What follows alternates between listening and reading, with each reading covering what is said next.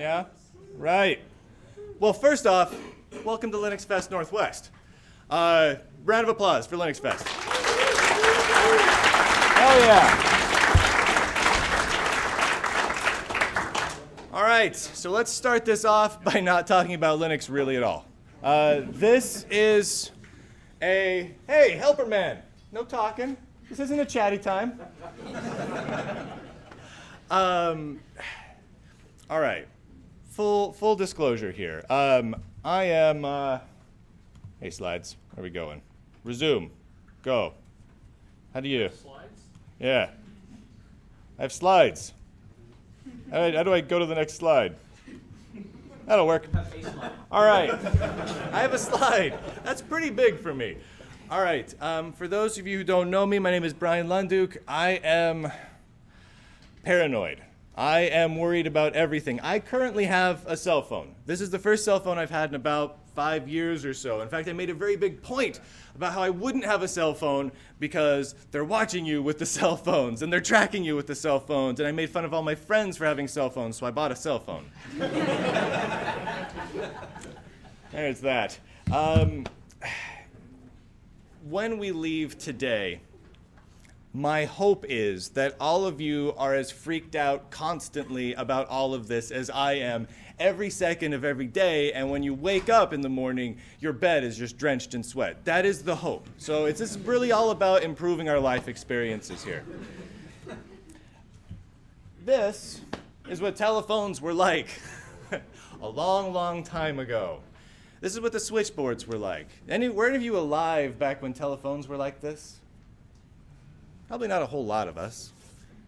This was kind of cool. It was really simple. You know, it wasn't digital. It wasn't automatically routed. It was all very simple. These wonderful ladies sat there, and when they wanted to connect a line from Cleveland to Detroit, they had to manually jack you in using big 1/4-inch audio cables to jack one line to another and slowly route you there.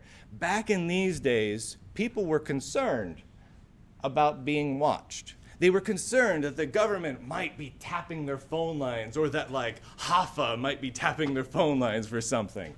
People were worried about that. It was a legitimate concern. Back then, newspapers ran articles about, you know, the possible intrusion of privacy. If you've got a telephone in your house, people might be listening to you. People were concerned about that. Nowadays, we don't give a crap. How many people right now have their telephone on them? All of you, right? Right? Okay.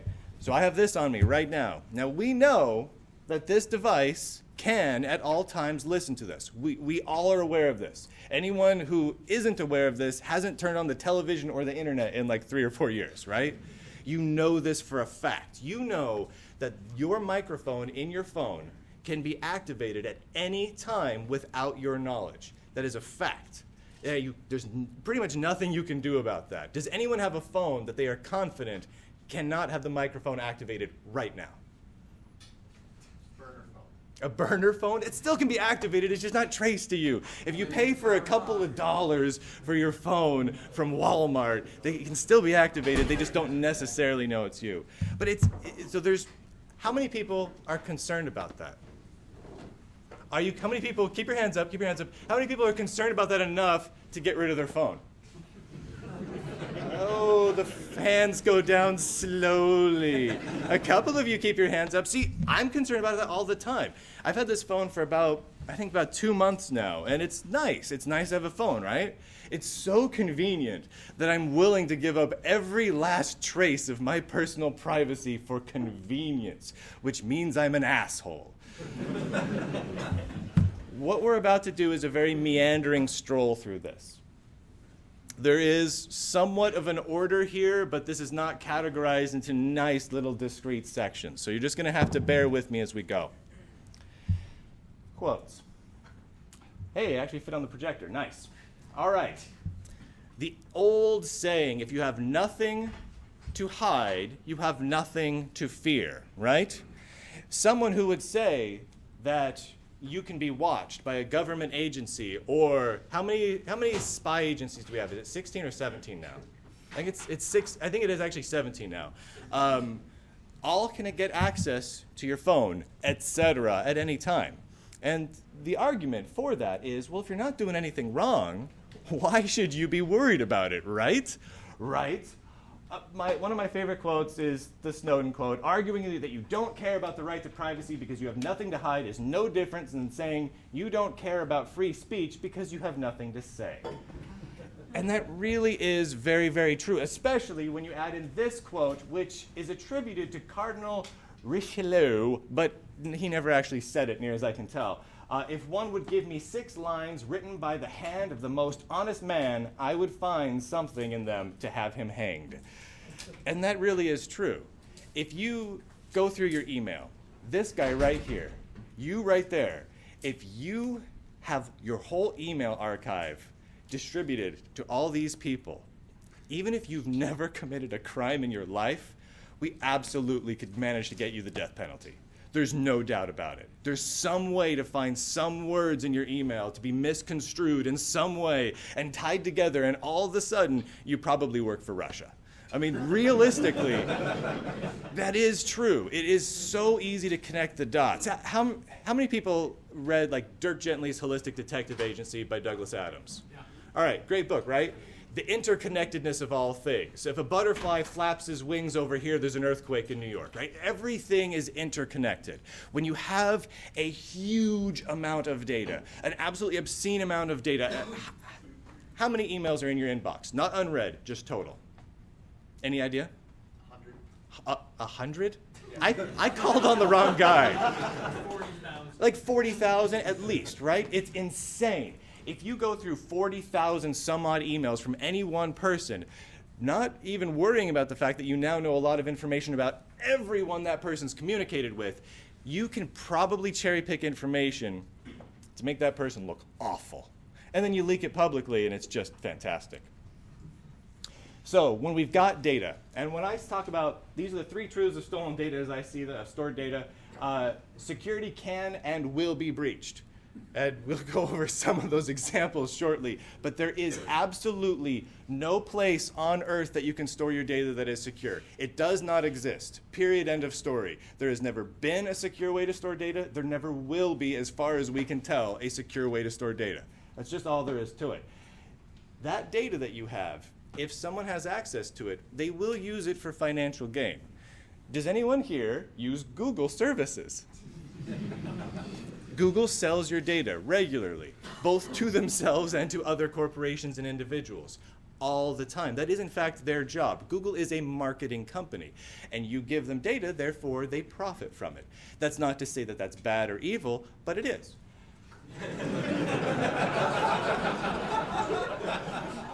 Data will always be used to gain more data.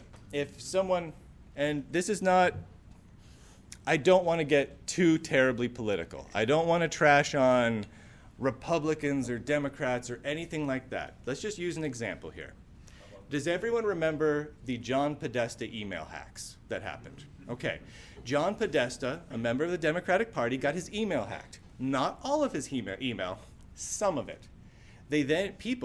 Many people all around the world then used that information to gain access to multiple other email accounts and online accounts that he had, because they now had the ability to get some information from some of his emails. It then exploded, and he basically had, at that point, no personal privacy whatsoever. 4chan and everyone else had everything on him. They had access to his Outlook.com account, which was just a mistake to have that in the first place. His Gmail account, I don't think he had a Hotmail account, but he had a ton of different accounts, and everyone just had them now because almost everything is tied to your email. How many people here do online banking? Is there an email address associated with that account? Yes. Yes, there is. If you want to reset your password, what happens? Does it send you something to your email address? Perhaps a link that you click on to reset your password? If someone gains access to your email account, they now have access to your bank account within seconds. That's just how it works. And I'm not just talking about a hacker, a fat guy in a bed in a basement or whatever. I'm literally talking about anyone, government agencies, corporations, anyone who wants access to it has it. So, here we go. This is where it starts to get fun for me. The Foreign Intelligence Surveillance Act, signed into law in 1978 by President Jimmy Carter. Does anyone know what this is? This is talked about as the FISA stuff, right? This is what basically consolidates together the ability of the United States government and multiple agencies to not just wiretap, but to collect digital surveillance on all of us. Now, originally when it was signed in 1978, there was supposed to be warrants that happened for it. In order to do those warrants, we had to use a secretive court. Because clearly, if you're trying to surveil someone, you don't want them to know they're being surveilled, right? That was the logic behind this. So this is the FISA court, or the FISC court. It was created, and it was done so that no one would have access to what happens there. It's a very, very simple concept. So a law enforcement agency goes to the FISA court and says, I want access to this guy's everything. And if they can convince the judge of that, a singular judge at the FISA court, then they can get access to all of that. Now, because these sorts of things scare the crap out of me, I like to visualize what they are. This is the FISA court in the E. Barrett Prettyman building, which is a really great name. This is literally the court. This is what it looks like. This is the statue out front. That is a statue of a general during the Battle of Gettysburg, I believe. But this is where that is held. So when you think of people spying on you and getting a warrant through the FISA court, that's where they go. That's literally where they go. So where is that exactly? Well, specifically, right there. That is the E. Barrett Prettyman building. Look around at what's nearby to this, just to give you an idea of how closely intertwined this is with our entire federal government. It is literally a 4-minute walk from the United States Capitol, and it is down the streets from the White House. And it's really close to the Smithsonian, so maybe they have something to do with it too. But no, it's all really, really close together. I mean, this is an integral part of our government apparatus at this point. Whether you agree with it or disagree with it, it simply is. Which means at this point, anyone, any member of the United States Congress can go to the E. Barrett Prettyman building and, depending on the security clearance, can go to the FISA court and get balls rolling. Now, something happened back about 17-ish years ago with warrantless domestic wiretapping. And everyone kind of generally knows what this is, right? This is taking the stuff we just talked about and making it so you don't need that warrant anymore. You don't have to go to the Prettyman building. You can literally simply fast track it and get the authorization to warrantly tap everybody. And that's not just your phones. That's email accounts, everything else. Now, there's some debate as to when this program began. It is an official program. In fact, it looks like there's actually 2 or 3 official programs. According to Bloomberg, it began under the Clinton administration, at the very end of the Clinton administration in 2000. According to the New York Times, it began in 2002 under the Bush administration. Either way, wiretapping you is happening. So, you know, whoever did it, it's not really a political thing like a party fight. It's more just this sucks that this is happening. So right around that time, the government now has the ability to collect data on all of you. And we all know that that's happening in bulk. So at least up until very recently, and likely still occurring, every call you make, every text you send is in some way being recorded. In some cases, just metadata on it, like who you're calling and when. In other cases, all of the data, which gets a little complicated. How many people here currently use Yahoo Mail? Do you really still use Yahoo Mail? What is wrong with you, dude? Wait, hold on. Before you answer why you make terrible life decisions. Does anyone not know why you should not use Yahoo Mail ever? Okay, you're wondering why. So to make it very, very clear, yeah, all of your email for years and years and years is being given direct access to multiple agencies of the United States government, not to mention all of the countless companies that Yahoo is selling your data to. So go ahead, why are you using Yahoo Mail? Because it's delightful. It's an account I've had for a long time, and I still use it to sign up for random websites that aren't that sensitive, like Strava. So you use it for stuff that you don't care. It's your spam catcher account. You know what? That's actually a pretty good use of it.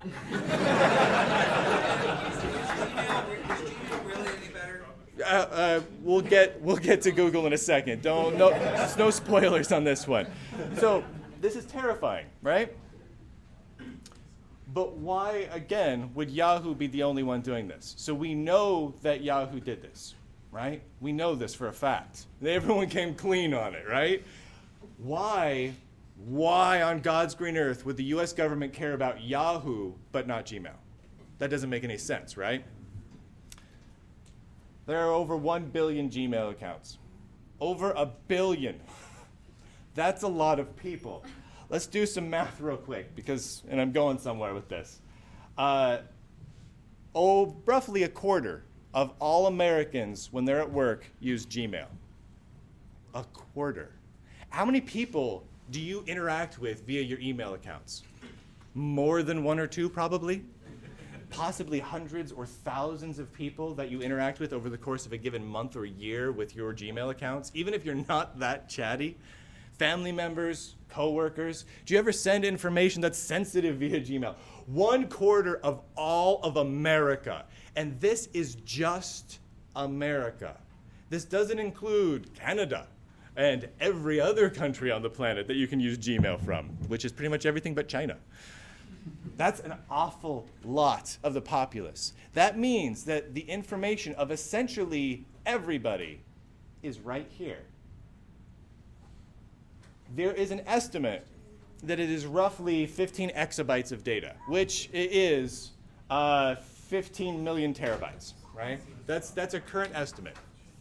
Here's the thing.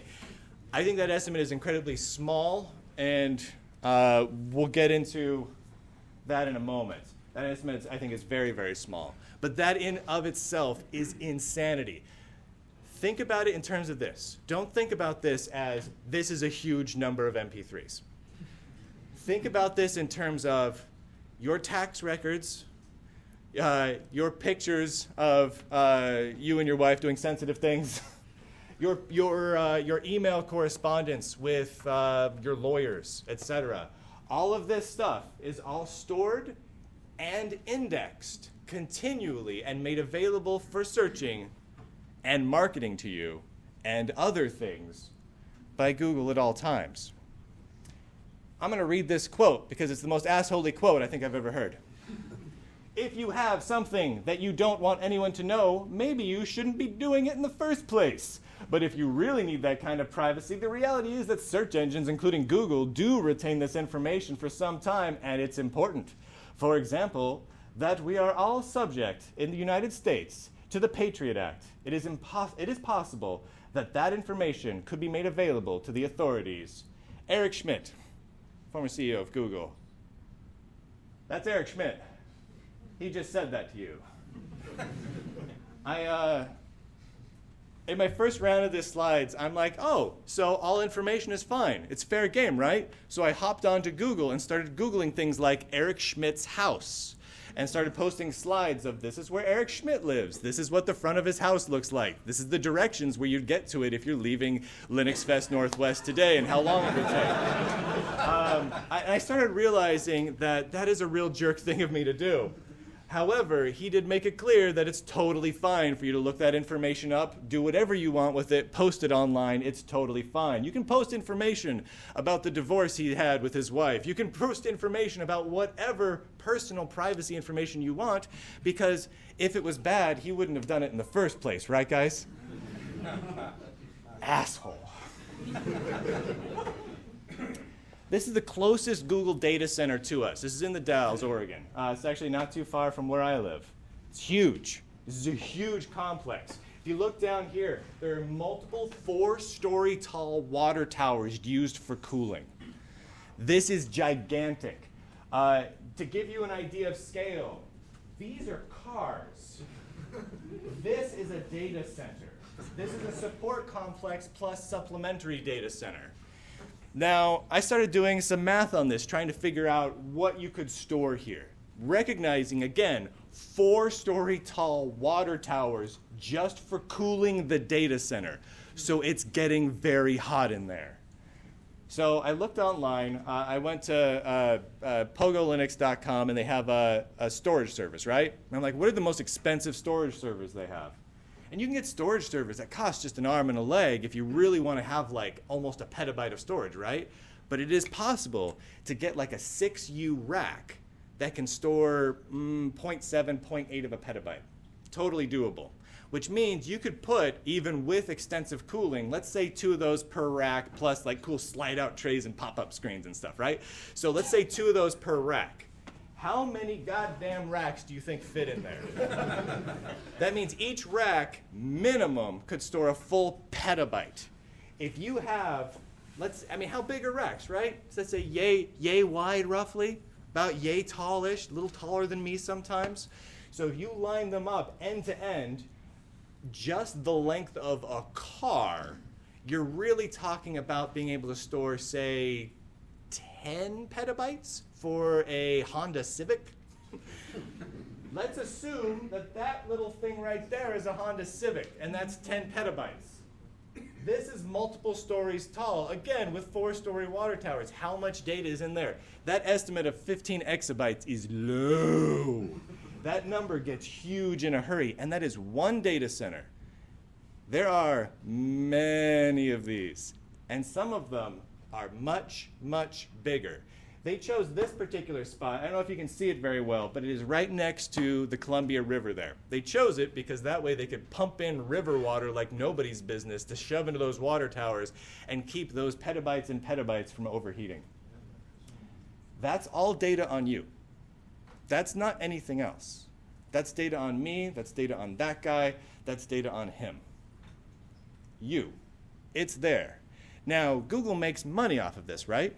They have literally no reason whatsoever to delete that data. There is no value in them deleting it. There's only value in them retaining it forever. If I was the Google CFO, I would advise the CEO to never delete anything. Keep it searchable and let me do more with it, right? It's a business, and they're clearly doing okay at this business. It's just good to visualize this stuff. All right, let's transition back over to data storage for the government. Does anyone know what the Utah Data Center project is? All right, this is a treat. All right, it was built for an estimated $1.5 billion outside of Lehi, Utah. The operations are led by someone from the NSA. Who that person is secret. The mission is secret, and the total amount of data storage is secret. However, since we know that the NSA has multiple programs in place to collect, store, and search in real time data from all of us, just like what Google has, we know that that's part of what this mission in data storage is. Now let's take a look at the Utah Data Center. This is what it looks like from the front. It looks rocky and dry because it's Utah. But this literally is the front office of the Utah Data Center. To give you a better idea of this, though, here's a sky shot. So, quick virtual visual tour here. These two large buildings you see down there in front, those are the data storage complexes. These are not one-story high ramblers, friends. These are many, many, many stories high. This little tiny thin building that runs between them is the administrative offices for the Utah Data Center. That is the administrative offices. That's where the programmers and the secretaries and the network topologists and whatnot work. The data is all stored here. Cooling towers off to the sides. These over here, those are power generator buildings.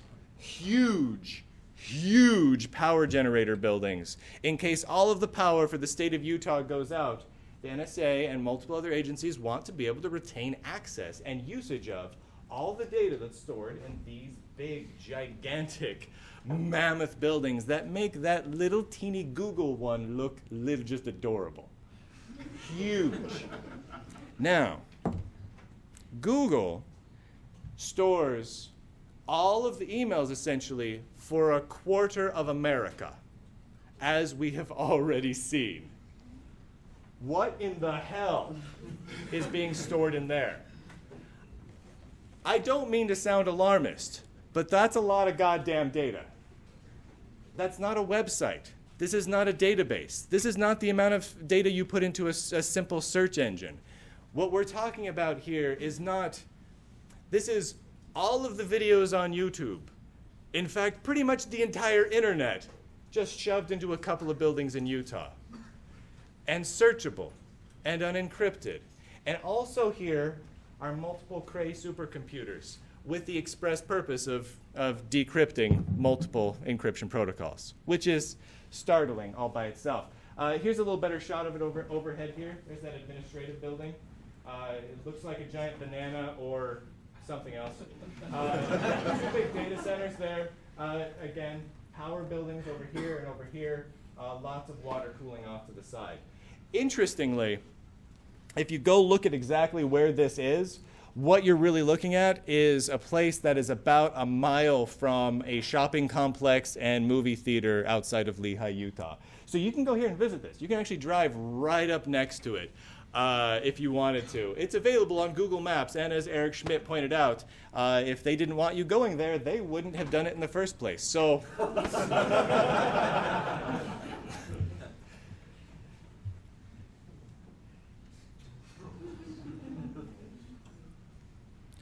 So, how many of you guys have OK Google turned on your phone?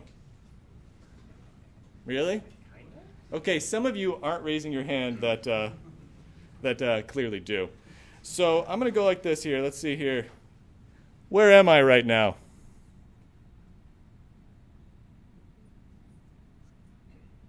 Here's a map of 3000 Lindbergh Avenue, Bellingham, Washington, 98225. So I just asked my phone where I was. It told me where I was, gave me a map to where I am, told me my exact address, and then spoke it out loud to me, which is creepy as shit. At all times, your personal devices know exactly where you are. That is a crazy amount of data. They know what's happening around you. They can hear what's happening around you.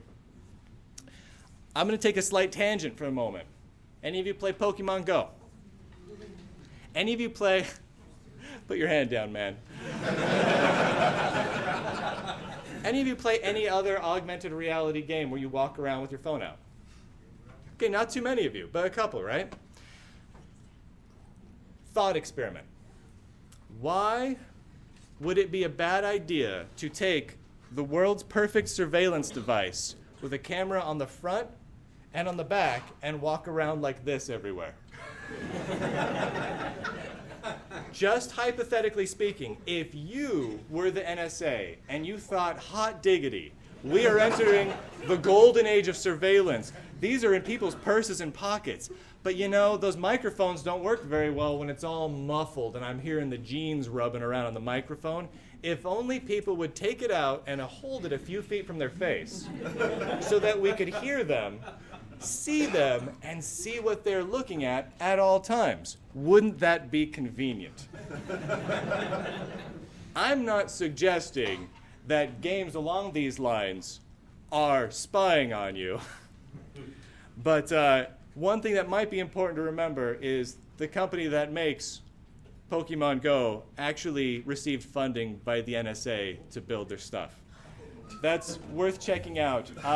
There is a gentleman that's currently on the board of Niantic that has repeatedly received, Niantic is the company behind Pokemon Go, that has repeatedly received multiple CIA director awards for his work on things like Pokemon Go. The CIA has, this is not a joke, a venture capital firm. It's called InQtel. If you don't, it's the word Intel with the letter Q in the middle. From, Q from James Bond, that's why they named it that. Their job is to go around investing into things that would help the intelligence community, right? Fair. If you have a surveillance apparatus, you want to invest in the best, right? Yeah. Well, it just so happens that the man that was in charge of that invested in what later became the company that developed Google Maps and then got spun into Niantic and created Pokemon Go. And the CIA was so delighted with how that turned out, they gave the man the CIA's Director Gold Medallion Award, or whatever it's called, twice, for a video game.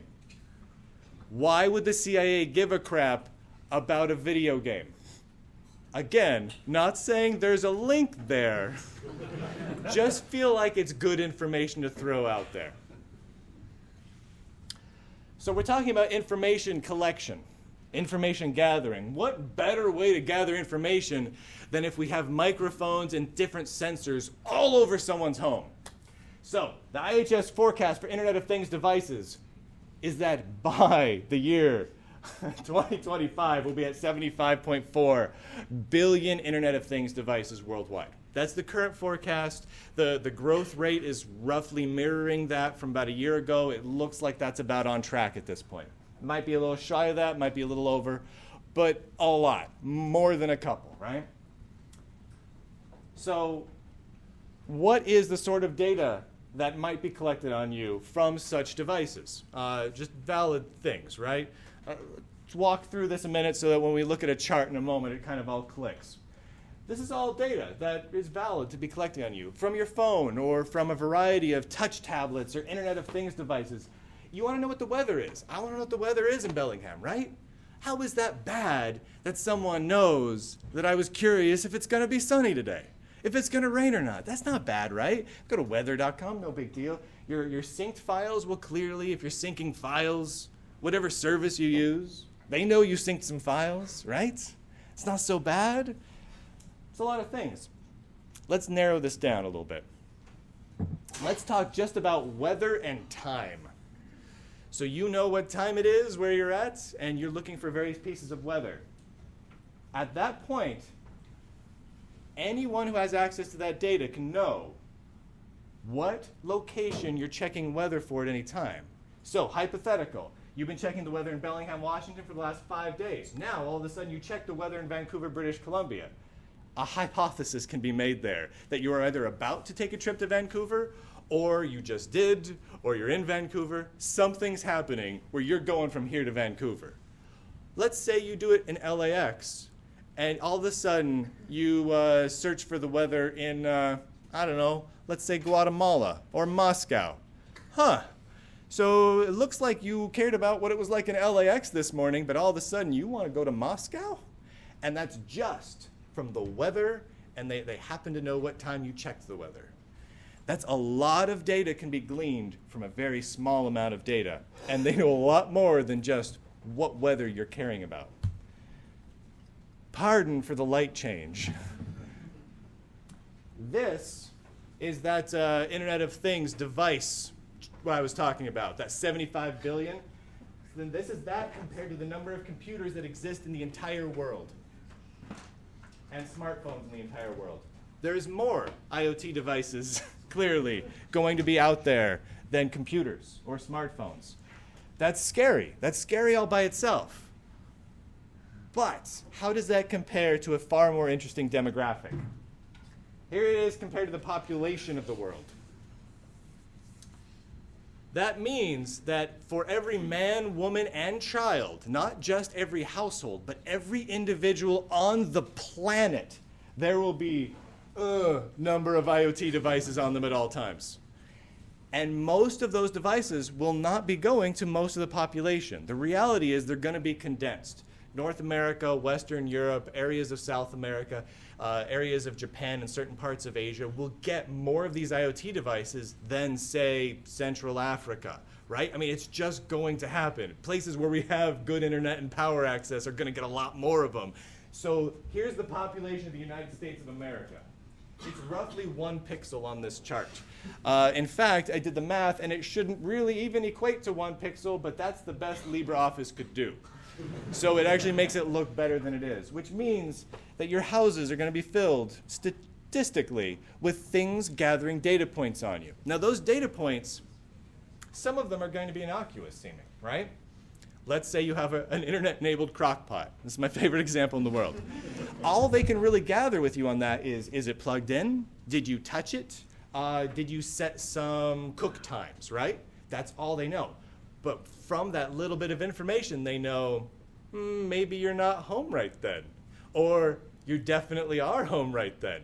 They then can track part of your whereabouts from your crock pot.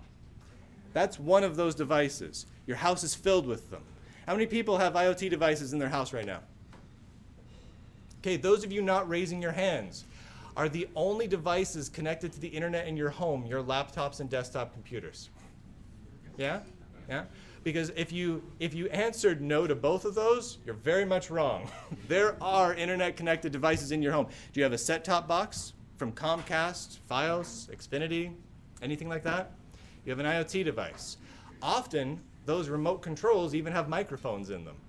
Just saying, those are connected as well. There are more devices connected capturing data on you than you probably realize. If you go home and start walking around and think about what uses electricity in your house, and then look at it and think about, if cable and internet service went out, would this be affected in any way? If the answer is yes, it's collecting data on you. Your Xbox, your consoles, your set-top boxes are probably the most common ones for most people, but there's a lot of them. Smart appliances. Smart appliances are crazy. Do not buy a smart oven. That shit will kill you. LED light bulbs. Who knows what this is? That is a canary. We're going to call this canary the Warrant canary. How many people know what a Warrant canary is? All right, quick description. The idea of a Warrant canary is simple. If you get a national security letter, a request for giving data over to a national security agency, and you're a company or an individual, that request is often accompanied by a gag order saying that you can't tell anyone that the government or agencies requested that information of you. So many computer companies, especially because they're sensitive to the fact that people like us get uppity about this, they do what they call a warrant canary. So they do yearly or quarterly, if they're nice, security reports where they say, you know what, in 2014, we received no letters from the NSA requesting data. But then in 2015, if that line goes away, the canary is dead. They didn't tell you that they received an NSA letter, but they didn't tell you they didn't anymore. It's their way of getting around that. So I want to take a look. For those of you who haven't paid attention to warrant canaries, it's important to do. We know that, how many people use Reddit, for example? I use Reddit. Reddit's received letters. Their warrant canary went away over a year ago. So here's a couple of examples here. Here's archive.org. Archive.org. So national security requests from or FISA orders received, 0. This is for 2015. I haven't seen the data for 2016 yet. I don't know that they've released it, which makes me nervous. So I've kind of went through and looked at a few of them, and here's some of my favorites. Here's Adobe. Court orders, 0. National security requests, 0. Apparently, the NSA does not care who has the Creative Suite or not. All right, fair enough. So Reddit, as of January 25th, 2015, Reddit has never received a national security letter. If we ever receive such a request, we would seek to let the public know it existed. They have not let us know it existed, but they have deleted the warrant canary, which essentially lets us know it exists. So sometime after January 29th, 2015, it appears that Reddit received a national security letter, the contents of which we have no way of knowing at this point. This one is my favorite. Pinterest. How many people use Pinterest? Some of you do. All right. As of 2015, they stated that the number of requests they received was 0. As of 2016, it is between 0 and 249. That is just such a specific number. I don't know. We may have received 0. We may have received 249 of them. It's somewhere in there. Like seriously?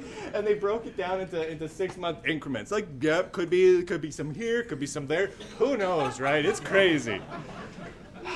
I recommend taking a look at this. There are websites. I believe the EFF had a website up called Canary Watch or Warrant Watch, something along those lines. They stopped maintaining that after a while, but that tracked all the various warrant canaries out there. It's still a good place to go to see where some of these companies present that information, but you'll kind of need to track it on your own now or dive into the darker parts of Reddit for people yelling about it. But it's something to bear in mind at all times, to know when these sorts of things are happening. This is simply a fact. Google and the NSA, not saying evil, But the reality is, because of what they do, they know more about you, and definitely more about the guy that uses Yahoo, than you probably know about yourself. And that's really, really true. For example, if you had your phone on you and GPS was enabled and you were moving between cell towers, they know the route you took to get here today. They know the route you took 6 months ago to walk to the grocery store. They know that. That is a searchable thing. They can compare that to patterns over time. I don't know the last time I went to the grocery store. I know I did it this week. I can't remember the day. They know that for a fact. They know the exact time I was there. They know the route I took wandering around my grocery store and how much time I spent in the bakery aisle. They know this. I don't know this. This may not be bad data. This may not be data we're really that concerned about. But when you add it all up, they literally know more about each and every one of us than we know about ourselves. They have access to all of your email. End of story. Unless you're storing your email in a very, very intelligent way and it's stored in a bunker in the mountains of Switzerland, they have access to it. And even then, they probably still can get access to it somehow because email's just not that secure. Even if you're, encrypting everything, email's just not that secure. We just need to cope with that. That's just the reality of it. More data than you know about you. Now think about that for a minute. Think about everything that you do in the shadows. When you're home alone, what are you doing? When you go out by yourself and you just feel like blowing off some steam and you want to go to a bar or hit the movie theater or something, and maybe your friends don't know. Maybe you were playing hooky from school or from work and you don't want your boss knowing. Think about all the things you don't necessarily want people to know that are pretty innocuous. You're not breaking laws, but you don't necessarily want people knowing about it. It's known. It's known, it's searchable, and it's recorded. It just is. And we've consented to that. And we still carry phones. I still have this on me because I'm stupid. Because I'm a really stupid person. And I just can't imagine going back to a way. How many people were kids in the 1980s or earlier, right? This wasn't the problem back then. I would leave my house, and my mom didn't even have a clue where I was. The government didn't know where I was. My teachers didn't know where I was. I didn't know where I was sometimes. And did I die? No, I was fine. But the reality is, I don't want to go back to that. I don't want to go back to not having a camera or phone with me at all times. That's terrifying. I can't imagine that. How many people here would freak the hell out if they had to put their phone away and not use it for a month? And not hop online for a month, and not use their cable box, their video game consoles that are connected online, anything. Literally, the only thing you can do is watch VHS tapes and play your Nintendo Entertainment System so you can play Donkey Kong for the next month. Would you freak out? It might be kind of a nice vacation for a few days. But for a month? Horrifying. Horrifying. It is absolutely horrifying.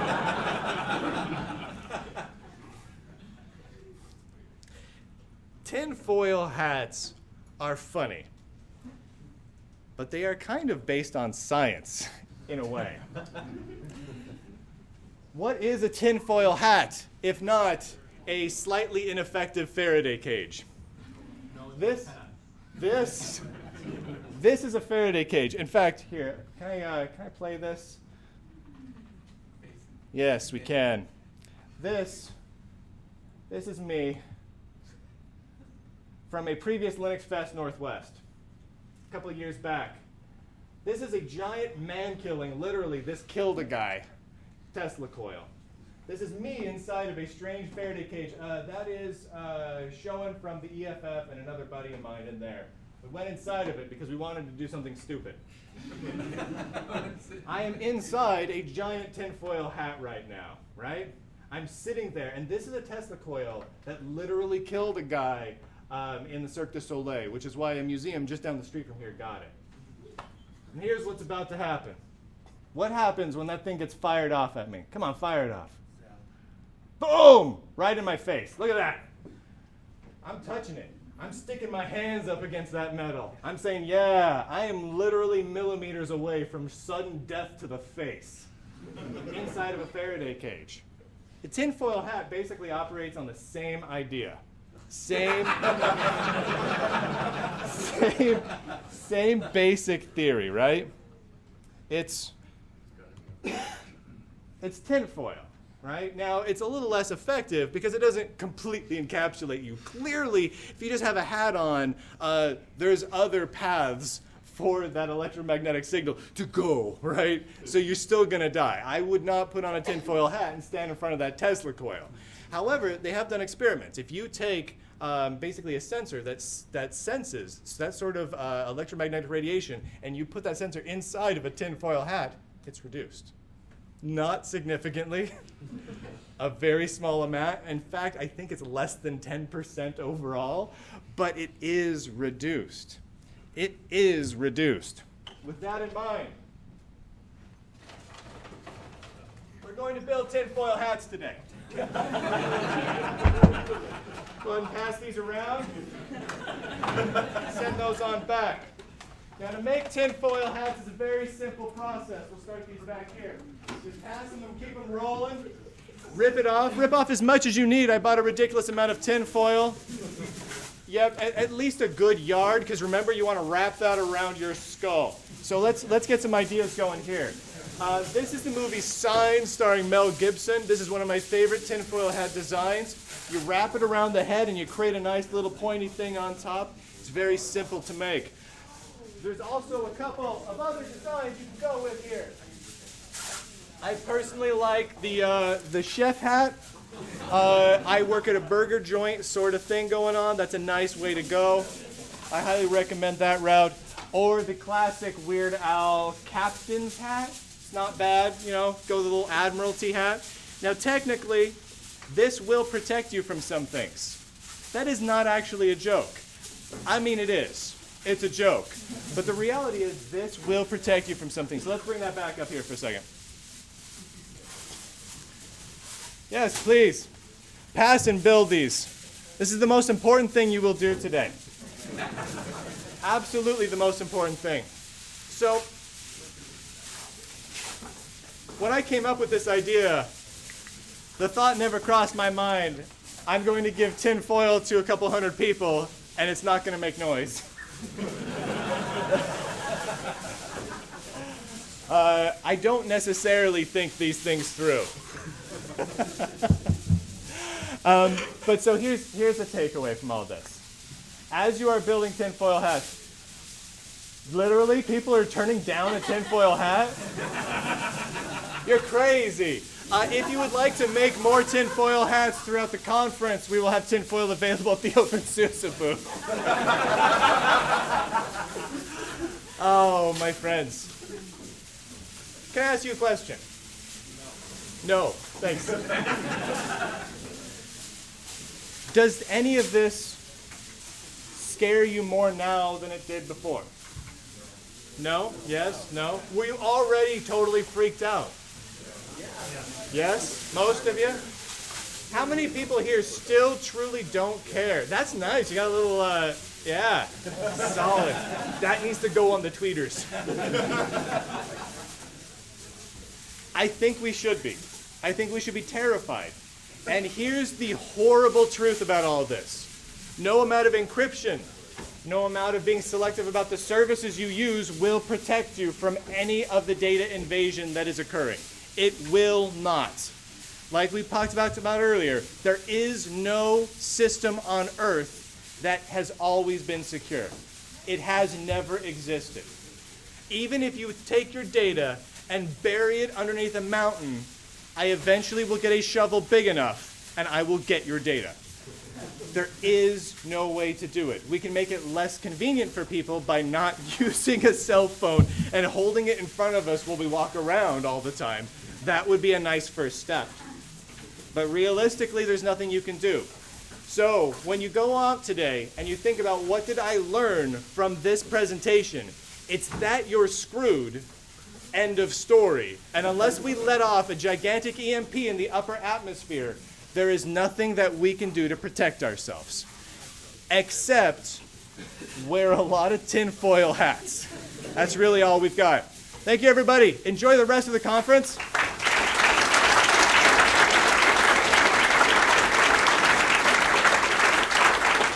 And please wear tinfoil hats wherever you go. I just feel like that should be the look for this conference.